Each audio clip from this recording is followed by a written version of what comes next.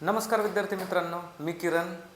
आज आपण भारत आणि भारताच्या शेजारी जे काही देश आहेत आपले शेजारील देश, तर त्या भारताच्या शेजारील देशांना भारतीय कोणकोणत्या राज्यांची सीमा लागलेली आहे यावर आपण शॉर्ट ट्रिक्स बनवलेले आहेत आणि त्या शॉर्ट ट्रिक्स घेऊन आलेलो आहोत आपण।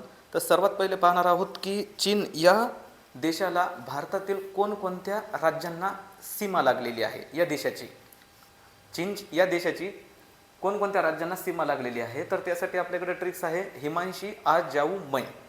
हिमांशी आ जाऊ मै, पण सर्वात पहिले आपल्याला हे राज्यांची नावं माहिती पाहिजे। हिमाचल प्रदेश, अरुणाचल प्रदेश, उत्तराखंड, सिक्कीम आणि जम्मू काश्मीर। तर आता चीनला लागून कोणकोणते राज्य आहेत यासाठी ट्रिक्स कोणती आहे आपल्याकडे, तर हिमांशी आ जाऊ मै।